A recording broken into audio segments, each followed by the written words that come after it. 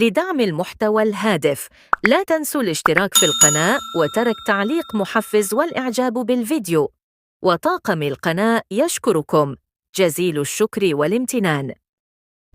السلام عليكم ورحمة الله وبركاته، متابعي قناة وثائقيات. اليوم قررت نشارك معكم تجربة خاصة من زيارتي لمنطقة سيدي وعدود المحاذية لواد أم ربيع في مدينة أزمور. هذه المنطقة اللي كتعرف بجمالها الطبيعي وتاريخها، ولكن للأسف ملي وصلت للمكان لقيت منظار ماشي بحال اللي كنت كنتوقع.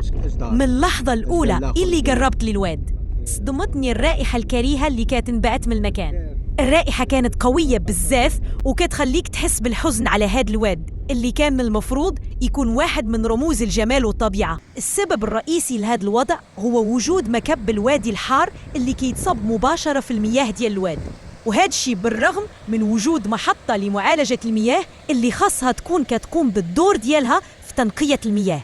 من بين المناظر اللي شدتني بزاف هي الرغوة البيضاء اللي كتغطي سطح مياه الواد. هذا الرغوة كتدل على التلوث الكبير اللي كيعاني منه الواد. هذا المشهد كان صادم، خصوصاً ملي كتعرف أن هذا الواد عنده قيمة كبيرة كموارد مائية وكفضاء طبيعي اللي خاصه يكون محمي. السؤال اللي كيجي في بال أي واحد هو فين كاين الخلل؟ واش محطة معالجة المياه ما كتخدمش مزيان ولا كاين إهمال من الجهات المسؤولة؟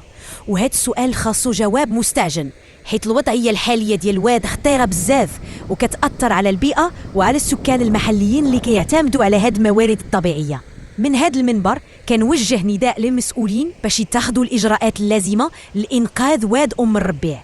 خاص تكون مراقبة صارمة لمحطة معالجة المياه، ويكون واحد البرنامج طويل الأمد لإصلاح الوضعية البيئية في هذه المنطقة. مشاهدينا الكرام، واد أم الربيع هو جزء من تراثنا الطبيعي وماشي عيب نطالبوا بحمايته وتحسين حالته، لأن الطبيعة ديالنا هي مسؤوليتنا الكاملة وضروري نتعاون كاملين باش نحافظوا عليها للأجيال الجاية. شكرا على المتابعة، ونتمنى نسمعوا أخبار زوينة على هذا الواد قريبا. إلى اللقاء في وثائقي جديد.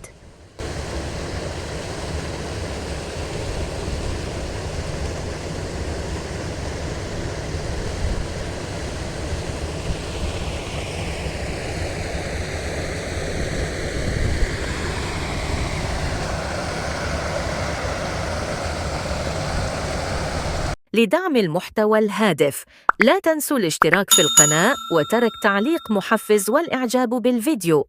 وطاقم القناة يشكركم جزيل الشكر والامتنان.